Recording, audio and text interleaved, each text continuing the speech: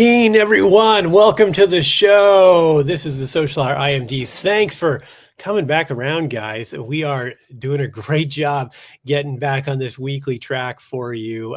There will be some bumps coming up in the next couple months, I know, because I've got a lot of travel, but I'm doing my best to plan ahead, get some episodes banked and get these out for you. So we're trying to keep the audio version going once a week before we get back on that track like we used to do.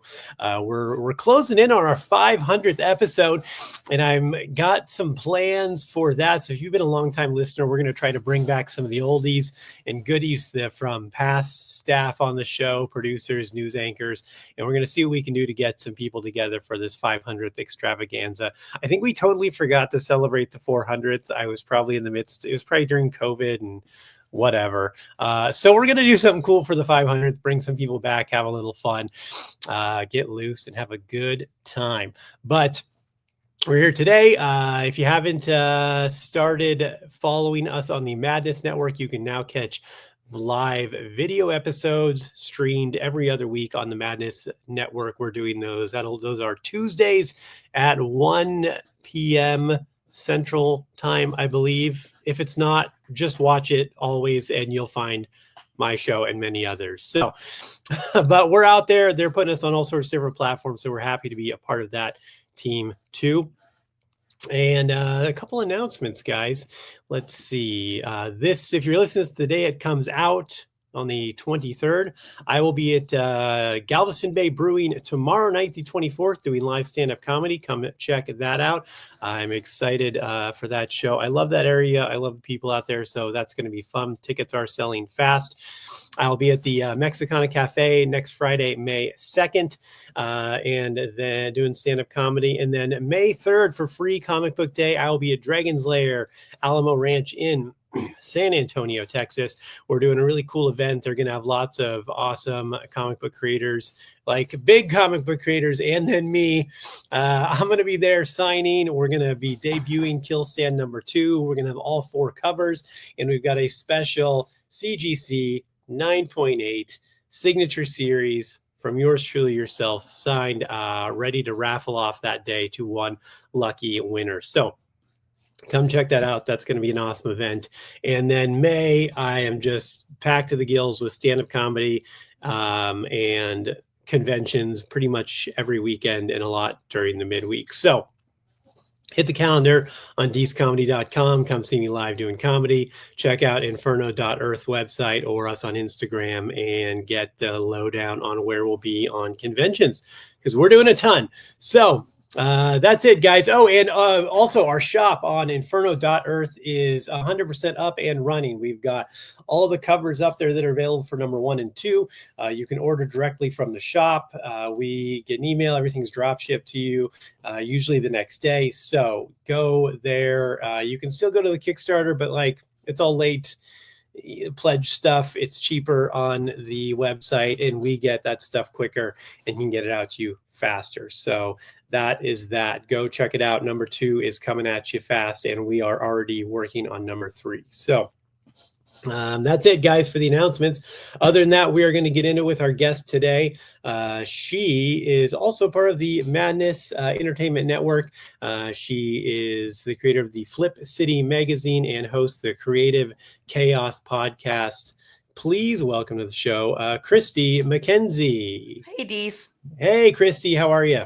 I'm good. How are you doing? It's so nice to meet you. Yeah, nice to meet you too. Where are you coming in from today? Southern California, but in the mountains of Southern California. In the mountains, in the Sierra Nevada somewhere. Where are you at? No, Sierra Nevadas would be more northern. So I am in the San Bernardino Mountains. Anybody that's familiar with Lake Arrowhead or Big Bear, that's my mountain. Nice. Yeah. I like that area. I do like that area. So far enough away from the city to get away from all the craziness. How long have you been out that way? So I grew up, in Southern California, there's an area that is not Orange County and not Los Angeles. It's kind of tucked in the armpit of those two, called the Inland Empire.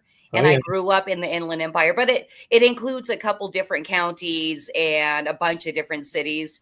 San Luis Obispo, Temecula, where were you at? Gosh, I don't even know if Temecula would be the Inland Empire. So the Inland Empire is like Riverside, San Bernardino. Yeah, Corona, all that. Yes, Yeah, yes. yeah, yeah, yeah, So I'm part of an empire of stink.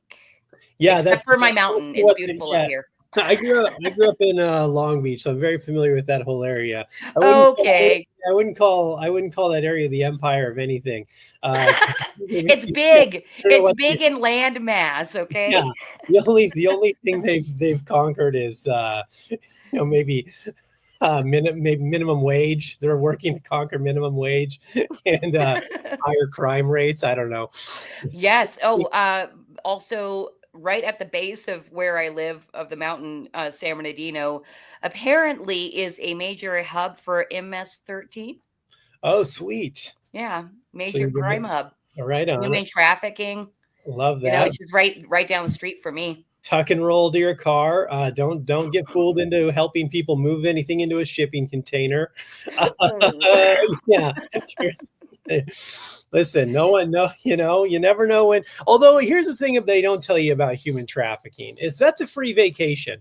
You get to go, so you never know where you might end up in the south of South Pacific, right? You always want to see the Philippines. You never know. Right. Sure, you're missing a kidney, but who needs two? Don't be selfish. Dogs live with one.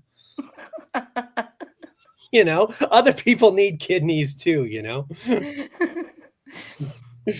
No. So Well, I'm already offended. well, yeah. Do you want to keep both offended? You need both kidneys. But yeah, it's a crazy. It is crazy out there. I grew up in Long Beach, and I moved away in like 2009 though. I was after the economic collapse. It was just too much. I was out of there. So Okay, so you've been away for a long time. So you're one of the people. So you grew up in Southern California, oh yeah, yes? yep. Born and And raised I'm assuming you consider yourself a patriot.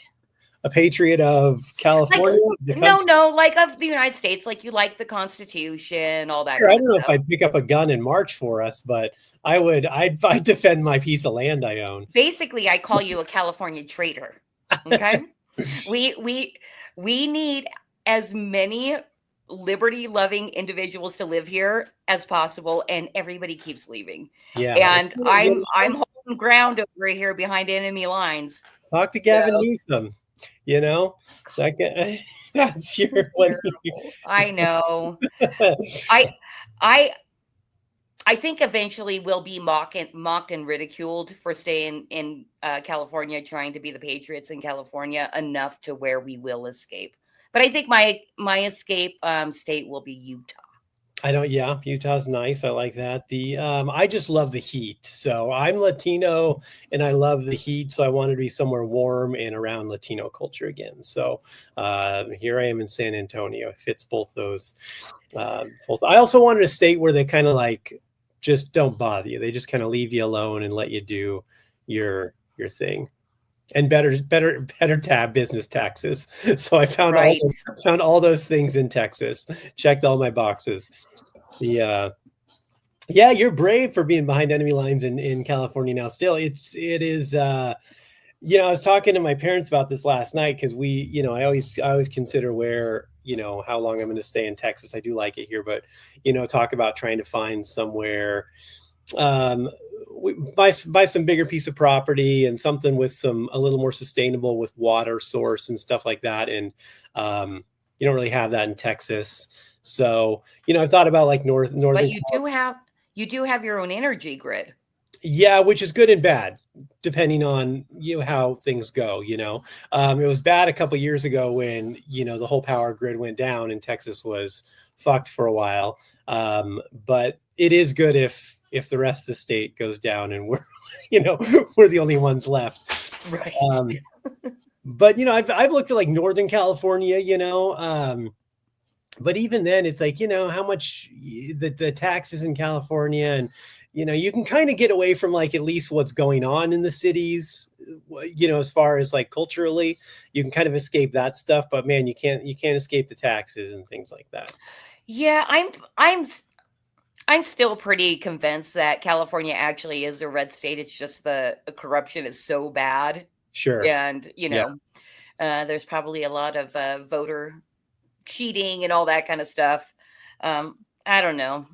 We'll just see what happens. I'm sticking it out Yeah. until, the power grid goes down in all other states, then everybody's flooding to Texas to charge their cell phones. Right. To charge their Teslas. Um, or I guess they don't do that anymore because that's a vile right-wing propaganda tool now, Teslas or whatever. They decided, electric cars are the future until they don't like the guy who started the company. Yeah. Then let's kill them all. And fuck the ozone. It's a fun game, It's just, what do we hate more? This random guy who owns a company or the ozone layer in our Earth? Right. I don't know if you've seen a lot, like on social media, people responding to, leftist insanity saying, make it make sense. They're like this and that. And I'm like, I stopped a long time ago trying to make any of their flip-flopping, Yeah. make sense. It's a losing battle. Yeah, it's an interesting thing because I'm actually, like, I consider myself libertarian, so like I'm very much centrist on a lot of ideas. I have a lot of liberal ideals when it comes socially, but I'm fairly conservative. I do think we need even though I'm a product of immigration and illegal immigrants, I do think we need a border and things like that. Listen, Are you an anchor baby? Yeah, listen, I'm papered. The rest of you, I don't give a fuck what happens. Okay, I got my papers. I'm good.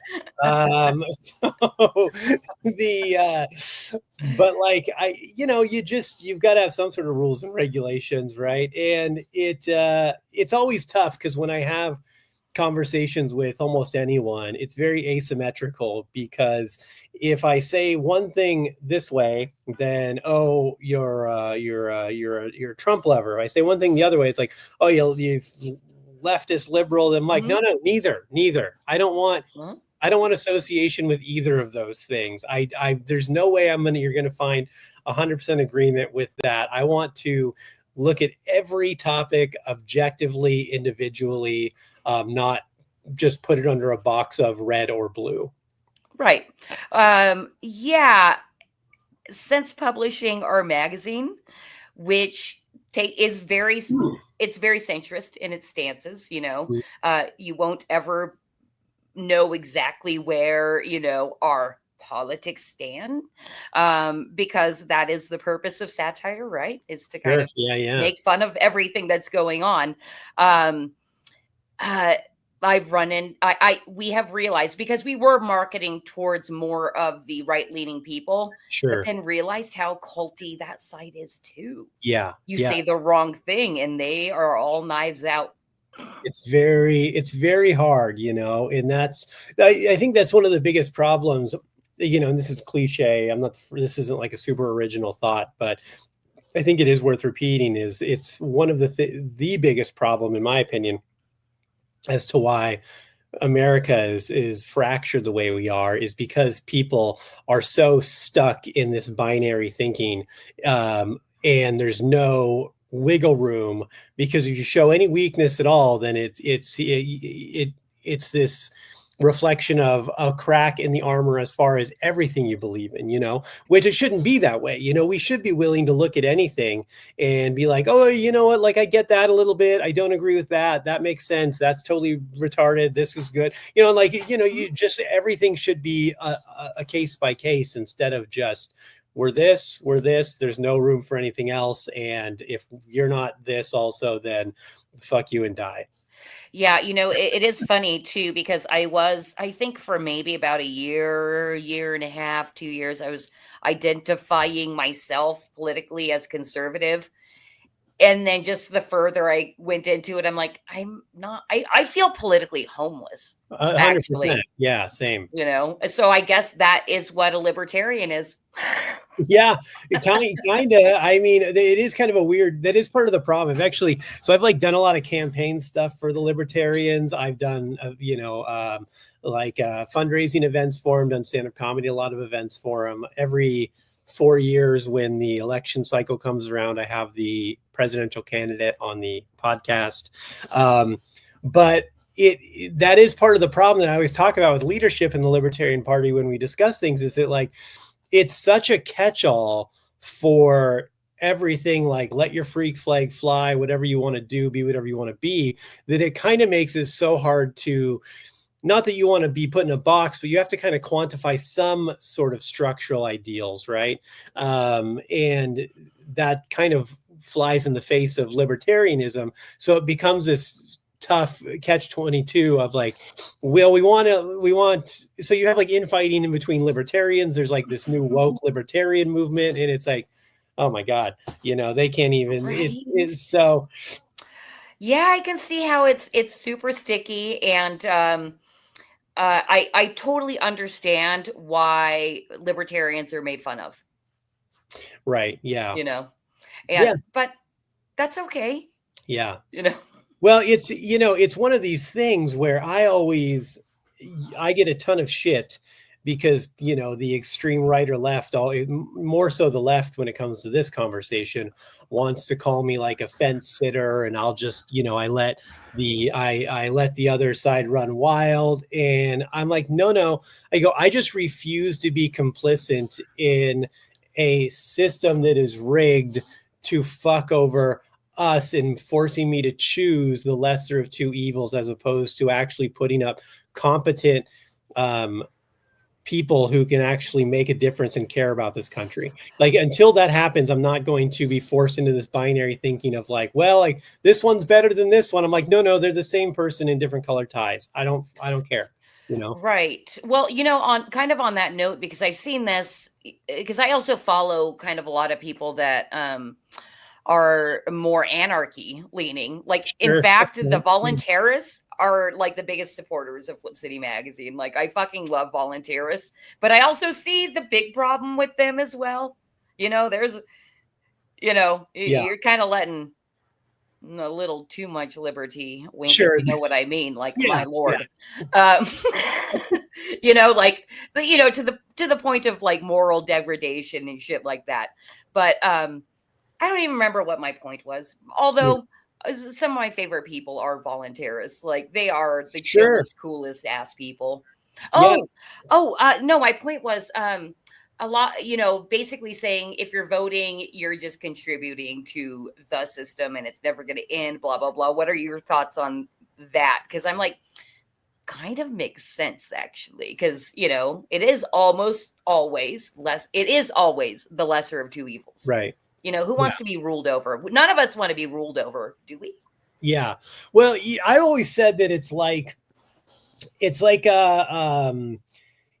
we were like taking the Boy Scout troops up to the up to Mount Pinos for the weekend, right? To get to go camping all weekend, and we're like, oh, it's Super Bowl weekend, and we're like, what dad's gonna take him up there? And so Rick in the back's hand shoots up, and like, I'll take him. And like, nah, fuck you, Rick. You're gonna diddle some kids. No, you don't. Nobody wants this job. Rick is totally a diddle name too, isn't it? Rick's diddling kids. If you're listening, Rick, put the diddling down. Or start going by Richard, brother. Yeah. Ricky. No, Ricky's too. That's someone who gives kids pot. Like sell, or like that's the guy who's willing to buy 13-year-olds a 6-pack of O'Doul's at the or Schlitz at the local Conoco. But Ricky smokes Native American cigarettes, and he rolls his own cigarettes. Hey, listen, for a smoker that wants to save money rolling your own cigarettes, it's okay. That's true. I used to, when I smoked, I rolled my own cigarettes. But if someone my point is, if someone wants the job so bad, I instantly don't trust you. So when it comes to the president or any position of power like that, if someone wants that job so bad, it instantly makes me question that person's integrity and what their intent is. Indeed. So, well, yeah. And if they can even get that far, imagine how compromised they are. Oh, yeah. To get to the point where they can run for president. Right. Yeah, yeah. How many visits to Epstein's Island? You know, how many Diddy parties did they go to Right. and get on video doing something? Um, and this is the crazy thing too, Christy. The further we go down this road, and the more we start to realize kind of the, at least people who are paying attention at all, you know, the things that start to come out about this kind of, whatever you want to call it, the institution, legacy media, the deep state, you know, all these kind of things, like this whole Epstein thing and just things associated with that, where like we start to see this web that isn't really conspiracy anymore, but we're starting to understand like these things are true and happen in the intelligence community and how controlling they are. And most people are just like, yeah, what are you gonna do? And they just keep going on to, you know, they're like, let me watch some more reels. I'm gonna beat off to my avatar on YouPorn and or you know, and you're like, gee, you like really no thoughts of that, like nothing, you know, like we don't care. We're just moving on. And people are like, yeah, you know, it's what are you gonna do? The new you know, the new season of Last of Us is coming out, and it's just like whatever. You know, it's very funny because I'm actually now I'm not beating off to people's avatars or whatever, but I think I've been a conspiracy theorist so long that now I'm actually at that point where, "Oh, okay, cool. What's Sure, gonna you're happen? What the desensitized. hell's gonna happen with it? I don't know." Yeah. But you know, I'm just gonna keep publishing my magazine. I'm not beating off. I swear. Well, give it time. There's still time. The the crazy thing is too is that in all that, that people, you know, people act like no one has ever conspired to do anything, right? And you're like, yeah, they have a lot of times. There's a lot of evidence of it, you know. I mean, you know, that is proof of what the American government and other governments have done. But still, they're like, no, I don't. You know, I mean, there's still people clinging on to the idea that, you know, COVID was came from a lab or came from a bat in a wet market, and you're like, no, they're like 100%. It was the lab, the Now, Wuhan coronavirus lab. You know, now, see, let me ask you this, because I feel like you might be able to give me a decent answer. Is how many iterations of where COVID came through has become official knowledge? Like, I have no clue.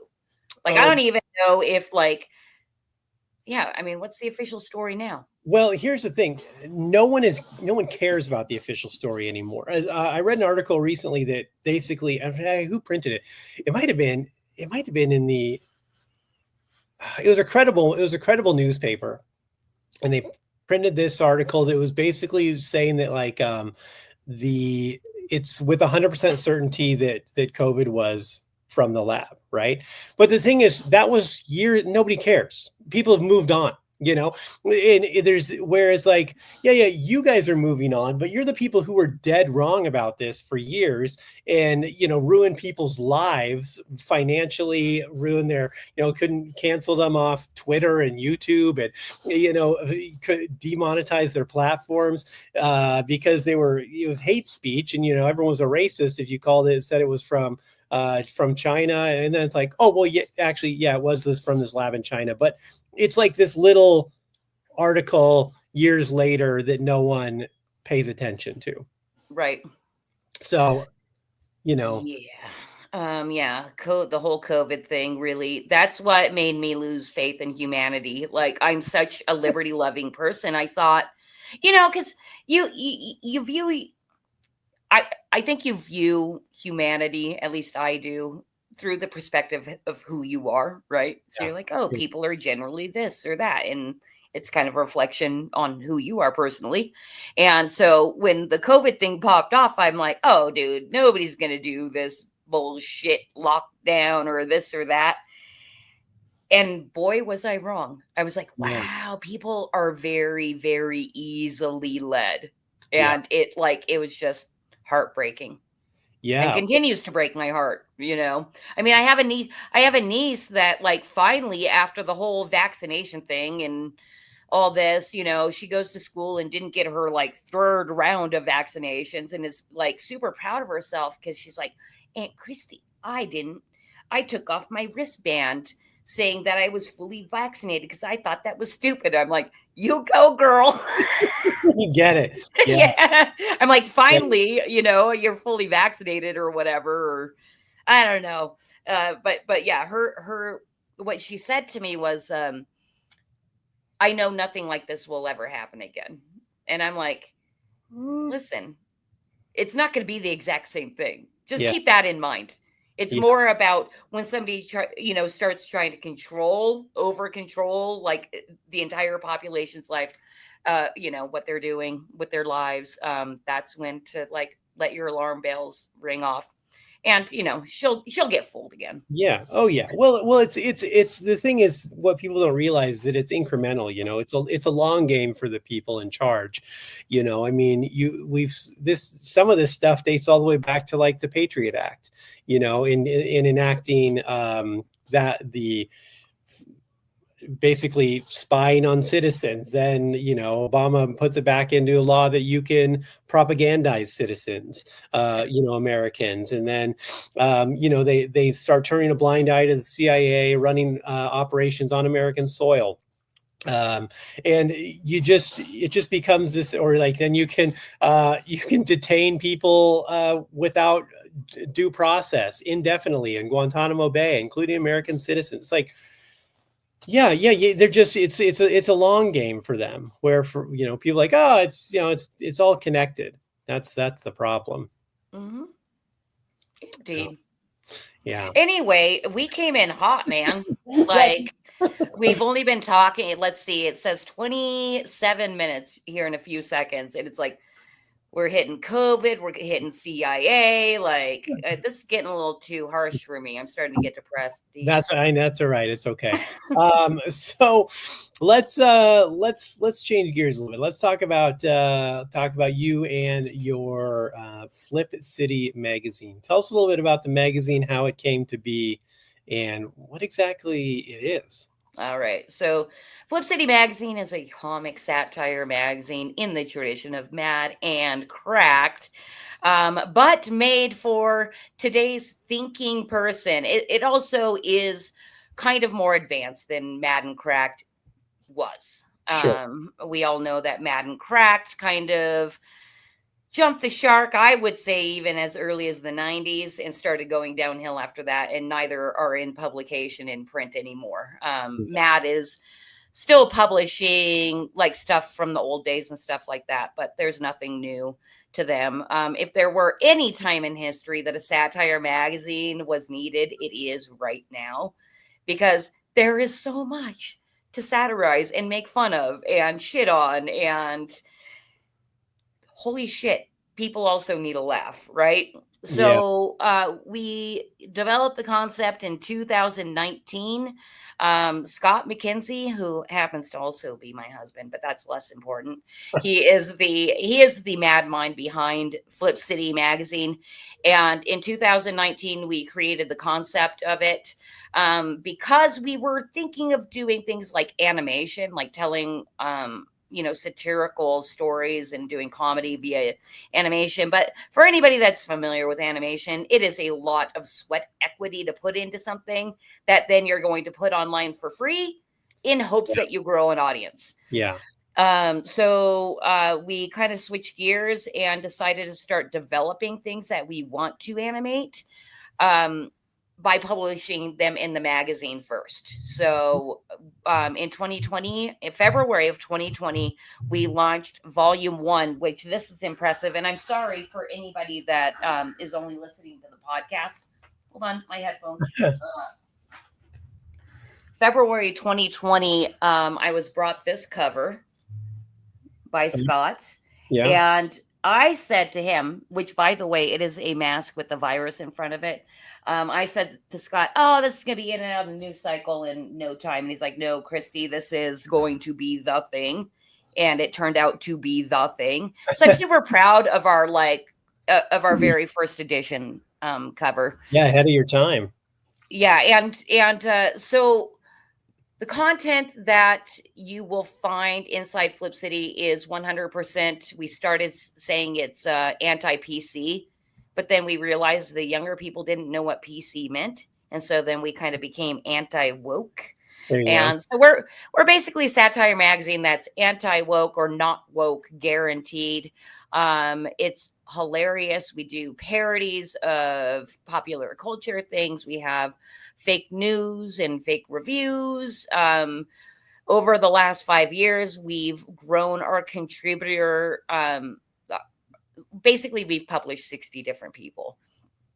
And it's been a really, really great time publishing the magazine and finding out that the arts and culture actually isn't control. I mean, it is controlled by the left, but there are so many liberty-oriented, free-thinking individuals in the arts that just haven't ever had an opportunity to be published because everything that's published is controlled by the left, basically, by the crazy people. So it's kind of also our expression in pushing back on, the left ruling culture. And that's been a journey as well to realize how little conservatives support culture creation. It's kind of more about the clout and the news cycle and politics, and it's all very lame and boring. Yeah. You got to find a new way to get that material to people and get them moving. Sometimes it takes something like comedy to ignite a revolution. I think a lot of comedians are doing right now. I feel like at the beginning of COVID, like way too many comedians were apologizing and going on apology tours and stuff like that. I'm sure you know more about it because that's your wheelhouse is stand-up comedy. But it seems like in more recent years, last few years, there's a lot happening in comedy where finally, the middle finger is sticking up in people's faces, and it's hilarious and fun. Yeah. Yeah, I mean, I think there was always a little of both. But definitely the apology, watch your tone, watch what you say, watch how you this and that, was predominant for a while, and it's definitely turned back the other way. The problem is, and even in as a comedian and someone who thinks that fully believes that either, especially in comedy, but in all things, that either everything's on the table or nothing's on the table, meaning when it comes to just comedy for sake of conversation, I don't think you should be able to censor someone and their content as far as comedy. Every single person out there has a different moral line, so there's no way, there's not two, so there's a million, billions. So we just kind of got to be able to let everyone do their comedy how they want. Although I will say it has created a rise in very lazy comedy. Whereas, especially me, I live very close to Austin, Texas, and I deal with a lot of Austin comedians, and it's just become a hotbed for basically just like someone will be like, hey, so women are retarded. And then they say the N-word and you're like, okay, I don't know, man, you're not really getting a punchline. It's just sensational things, they say, salacious stuff.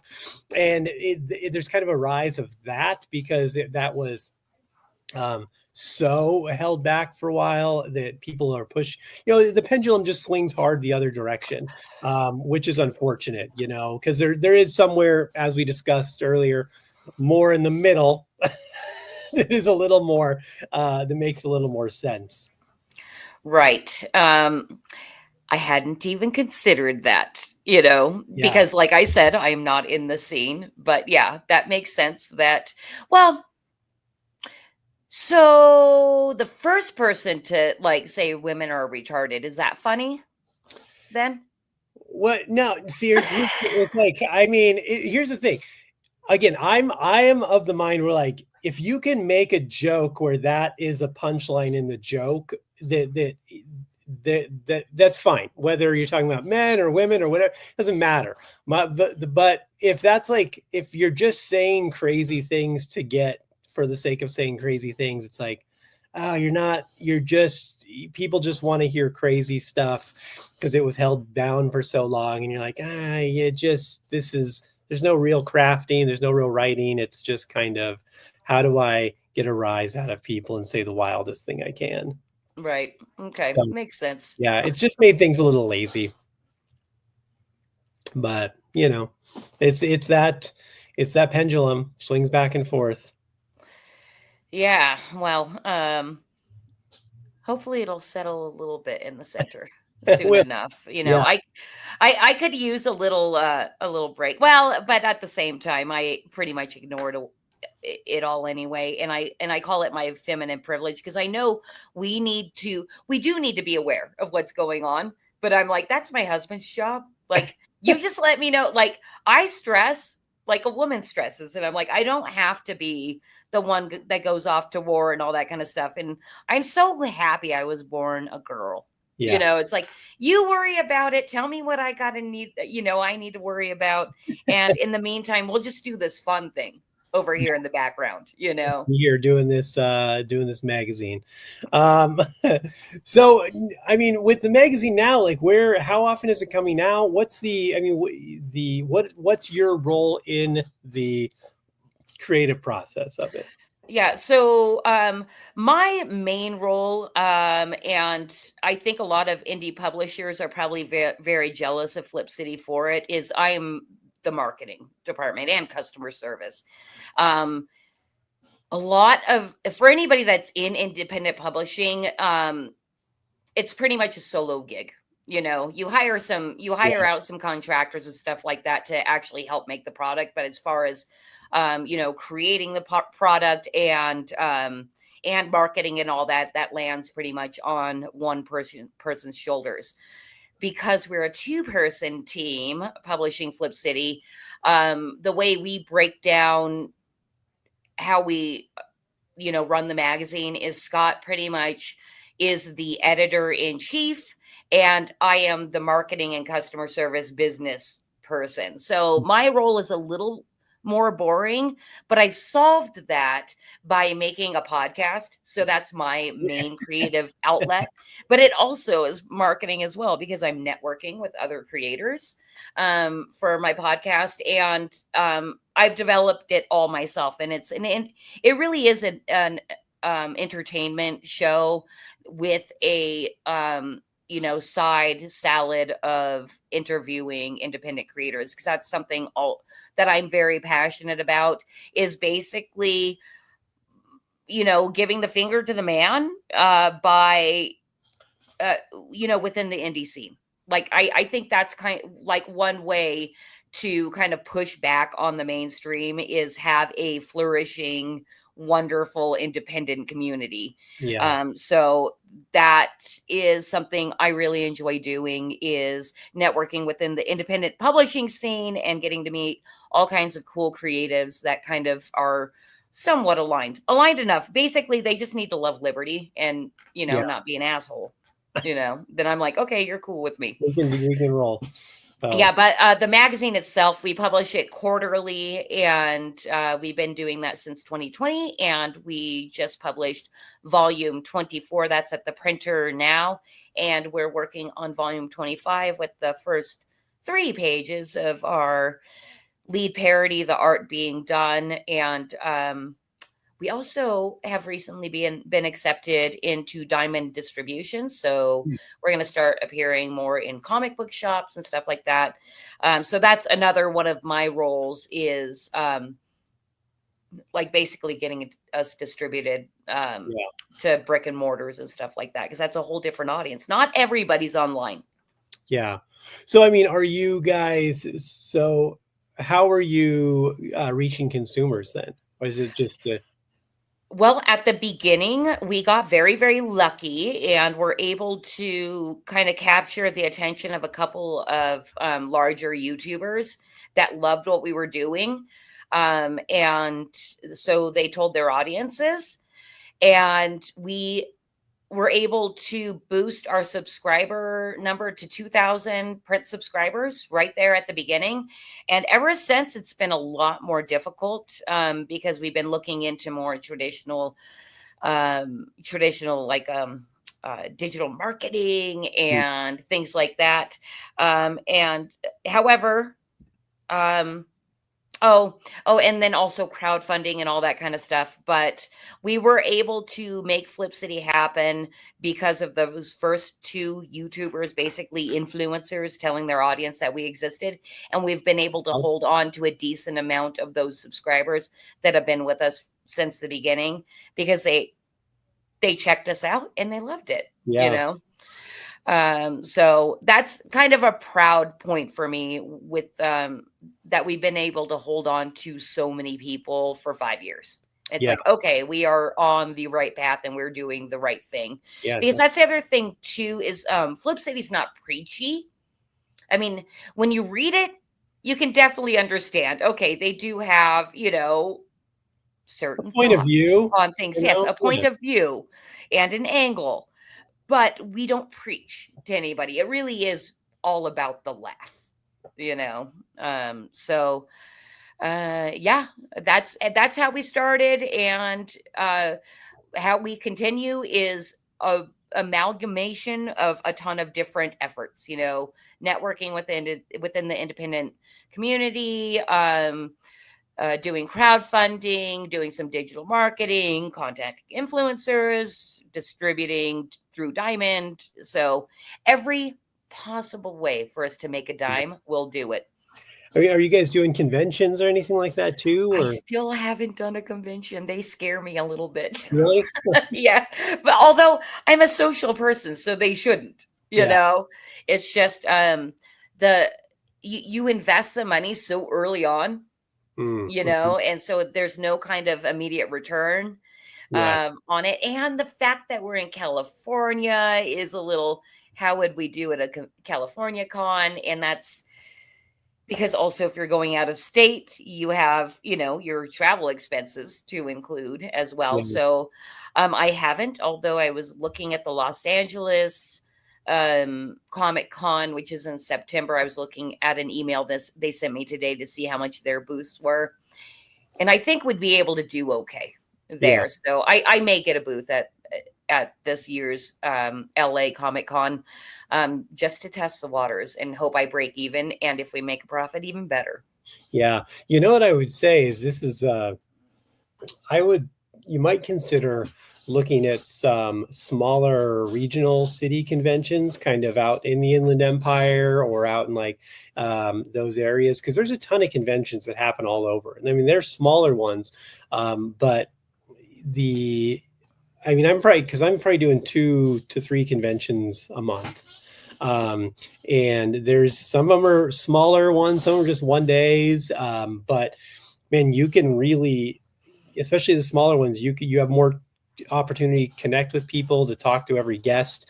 As someone who's been to the LA Comic Con as an attendee and as an exhibitor with publishers, it's tough because it's so big and there's so many guests, and the people coming are going to get Mark Hamill's autograph and then see what the trailer for the newest Marvel movie. And, if you're a small publisher, man, it's tough to get attention, whereas the smaller conventions, the buy-in is much less, and people are coming there just to look for stuff like that.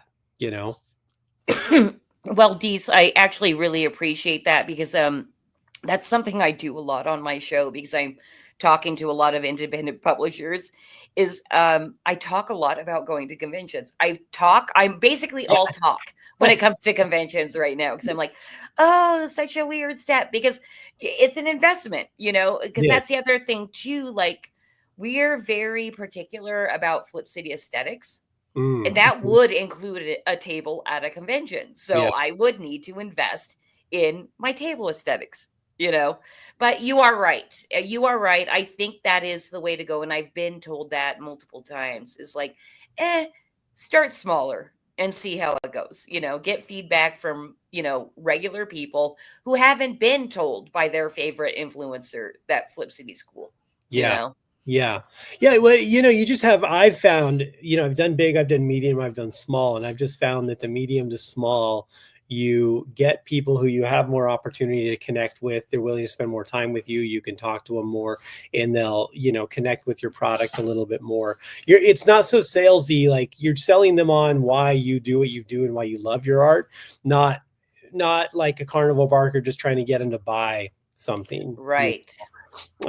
So it feels like more of a genuine connection of someone like, oh, I'm going to buy this and I'm probably going to follow you and I'll probably buy something in the future, type of thing, like a real, like, long-term customer. I like it. Yeah. Sounds good. No. Okay. But, it's up to you. Obviously, in the end, it's up to how you want to do it. But so how many people are collaborating on, any given issue of Flip City? Yeah. So our contributor list per magazine runs about 15 contributors. We have our regular contributors. So we have a lead parody artist, and he is who he is. Like, he is always at the very front of the magazine. And it's a premiere thing. In fact, if I could just show you one and what it looks like. So this one is volume 21, and our lead parody was House of the Elon. And it's written by Scott McKenzie, and illustrated by Ben Sullivan. Mm-hmm. The relationship between those two guys and the way they work together is, it feels like the hand of God is on it. Basically, this guy, Ben, he lives in Australia, but, is a liberty-loving individual and very, very funny. So the way it works with him is Scott gives him a script, does not tell Ben, draw this and draw that. He gives him a script and gives him the layout of panels. Like, here's the space you have to work with. And then Ben takes it, and they're at the point to where, so Scott will write what he thinks is a 6-page script and give Ben the 6-page layout, and say, have at it. It's gotten to the point where Ben is now saying, no, I'm going to do 8 pages and I'm going to do a little extra writing, and gives it back. And it's not one of those, like, Flip City doesn't, like, we're not tyrants with editorial control when we trust the people that we work with. Yeah. So we've been told many, many times that Flip City is very, very fun to work with, because it really is about freedom of expression. And, you might get cut or get a little, things sent back if it's poop and it's not up to our level, but anyway, we love Ben. And I don't even remember what your question was, but yeah. Oh, so he's one of our regular contributors, and we've got several others that appear in every single magazine, and they kind of have carved themselves a little piece of Flip City that they know they're always going to be published. So quarterly, they know they're getting a commission from Flip City in one way or another. And my point was that Scott does about 80% of the writing of the magazine, and the other 20% comes from submissions, where somebody has written and illustrated something, or, written and commissioned an illustrator, and they want it published in Flip City, and they submit it to us, and we're like, thumbs up, thumbs down, type of thing. But about 80% at this point is written by Scott, but we are always looking for more writers, because we would like, long-term goal, like to step out of the actual all fingers in the magazine and just find all the talent and become genuine editors and publishers. It's just, that takes years. It takes years and years, especially to keep with a tone of something that people think they know what it is. but they don't until you've read several editions and you can understand what Flip City Magazine is. Because a lot of people will kind of pigeonhole us as political satire, and they're not 100% wrong. But it's not. It really isn't. It's cultural. It's true satire. It's not. It's cultural commentary.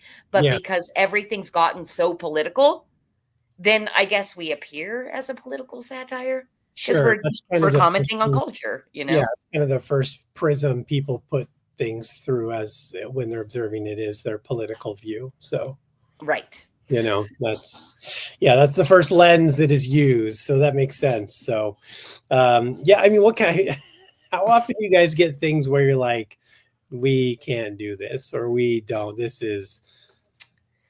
There's never been anything that's been submitted that is too spicy. Mhm. It's more the it's more uh like culturally late. That somebody wants to submit something that would have been funny like 2 years ago, and it's just, it's past. It's Yeah. not really so much like somebody's like throwing, being super racist or like the Jews, Never it's style. Uh, kind of, like every once in a while we'll get those as well, but it is more like, okay, you miss, uh, that was done a yeah, million times already in Flip right. City 2-3 years ago. You just got to get more current, because that's the other thing too, because we publish in print. We need to be somewhat fortune tellers and think of what might like still be hot by the time print gets in people's hands. Right, because you've You got, know, if you're quarterly, you've got, you might put something into action in the first month of that quarter, but by the time it comes out and gets into someone's hands 4 to 6 months later and they're reading it, it can be wildly irrelevant. right? Or like completely beaten to death online. Right. So then it's kind of like my man in Flip City, so like I think one example, and this hasn't always been in Flip City, but we thought, because not only are we trying to entertain people with the content, we're actually trying to be kind of a historical reference, like a weird, wacky historical reference. So things will still be funny 5 years down the line for somebody that lived through it, or even, a grandparent 30 years down the line, picking up their old Flip City and like talking to their grandchildren about, oh, this is what that meant. Can you believe these people were like this? Hopefully, Can you believe these people only had two genders? right? Yeah. Oh my God. Yeah. Anyway, Zerzixes, why don't you head to bed? So, That is funny. We pretty much have a short story exactly like that. well, that's Um, that's definitely topical. So, yeah. Anyway, so yeah, it's a wonderful magazine. Anybody that is liberty minded and likes comedy should enjoy Flip City Magazine. Oh, and one thing that's pretty cool too, if you don't believe me, on our website we have a free magazine that you can read for free. Like, we do like to put our money where our mouth is, and we give you a nice fat sampler so you okay. can see what our writing and illustration our contributors are like. So just go to flipcitymag.com if you want to check that out. Okay. Well, Chrissy, tell people where they can subscribe or order the magazine, follow you guys on social media, and all that. Yeah, so I just said it. I feel sad because I feel like I closed the show down too early. Oh, no. Uh, Okay. it's flipcitymag.com. You can find everything there, all of our social media, This is all where that. to buy it. I think it's a pretty user intuitive, um, intuitive website to navigate. But if you want to go straight to social media and find us, we have been blessed that we've been able to have at Flip City Mag across social media. So Gab, Twitter, Facebook, Substack, YouTube, just do at Flip City Mag. And yeah, All that's where you right. can find us. All right. Well, everyone, make sure you give them a follow on social media. Keep an eye out for their. Oh, there's my dog jumping in. Oh boy. He wants to play. He's like, "You done yet? We're gonna Yeah. play." He's found a toy. Give them a follow. Subscribe to the magazine. Buy the next one. Go check out the sampler on flipcitymag.com. When's the next issue hitting stands? The next issue is at the printer now, so it should be in subscribers' hands within 5 weeks. Okay. All right, guys. Great. Anything else before we get out of here, Christy? I'm good. Oh, well, check. Deece, did we ever schedule you to come visit Creative Chaos, or is that still hanging out there? Sorry, this is my dog still. I think Well, for anybody that's interested, Creative Chaos is on Thursday nights at 9 p.m. Eastern, and you can find that on our YouTube channel and also across alt platforms like Rumble and Pilled and stuff like that, and also on the Madness Comic Network. And Deece will be visiting May 8th. May 8th. That's it's going to be so. I can't wait because I'm going to shove you in conspiracy corner and make you wear a tinfoil hat, brother. Oh, what, you want me to put it on over the one I'm already wearing? If you have one, bring it.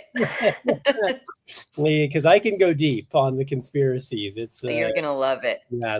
How soon do you want me to start talking about the Anunnaki lizard people living at the center of the earth? Well, there's probably a couple different because I have a wheel of conspiracy, a wheel of conspiracy that we spin, and it has all kinds of different subjects on it. So you'll see how it works when you come on Creative Chaos.